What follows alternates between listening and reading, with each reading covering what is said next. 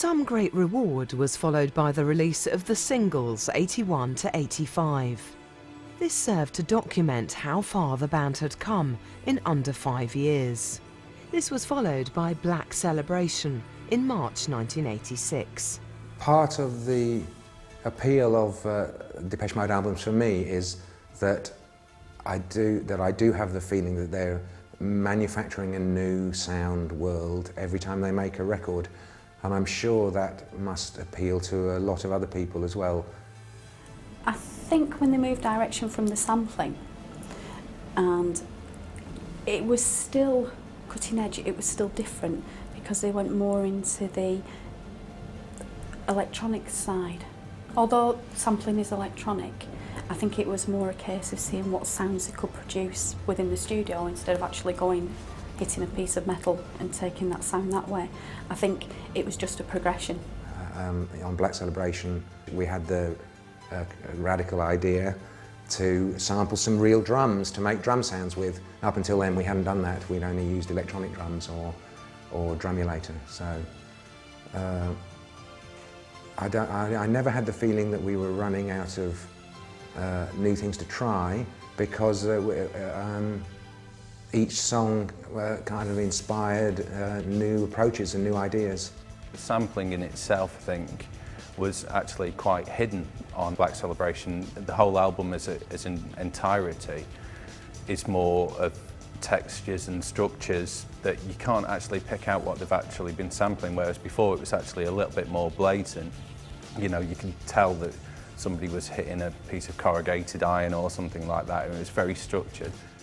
Also on the Black Celebration, we wanted to record some fireworks, so I put about 3 microphones down the car park and we let off a few fireworks, which also appear on the album.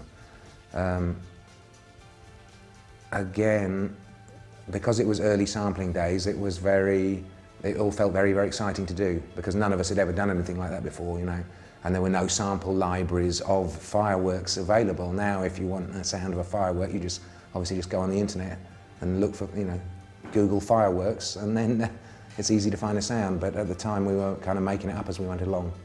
It's all cliche, you know, but we said there's no rules and we can do whatever we want, and it doesn't matter how we make any sound, and there's no particular process by which it all has to be done.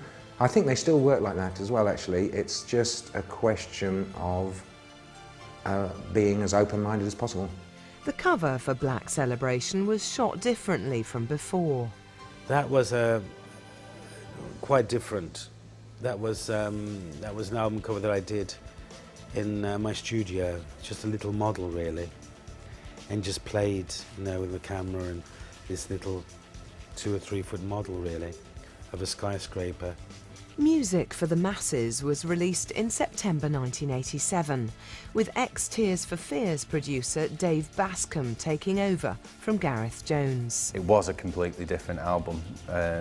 Black Celebration isn't, I wouldn't say, commercial in any kind of way, whereas Music for the Masses, a very poppy album, very clean, not particularly industrial. It was kind of that Euro pop. It was so clean that you could criticise it for not actually having the depth, maybe, that Black Celebration had. There was a huge difference between the 2 albums, although I think the fan base that enjoys Depeche Mode would see those albums virtually the same, I would say. Our method is that we write songs primarily, and we write the songs outside the studio.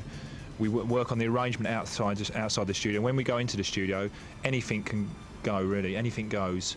We don't have to use just technology. We can use acoustic instruments, which we're doing a lot more recently. And we've got no set rules, basically. And the only set rule is that we never use a preset.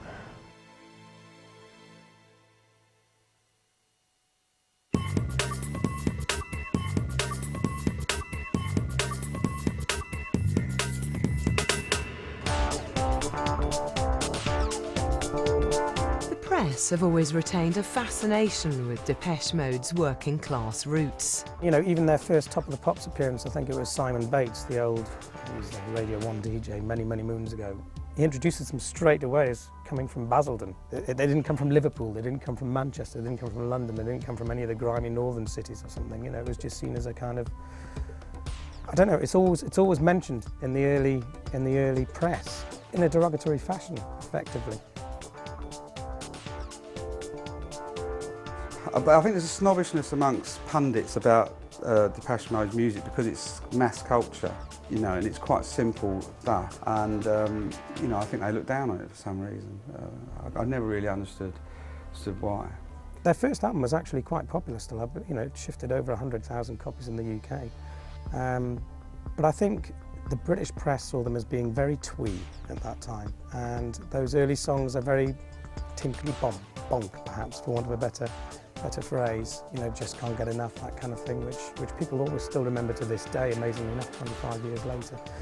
And I think the fact that they had no real image in the early days also conspired against them in the UK. You know, you've got to remember that they weren't really nurtured in any way or formed by a major record company. They were signed to a tiny little independent at the time.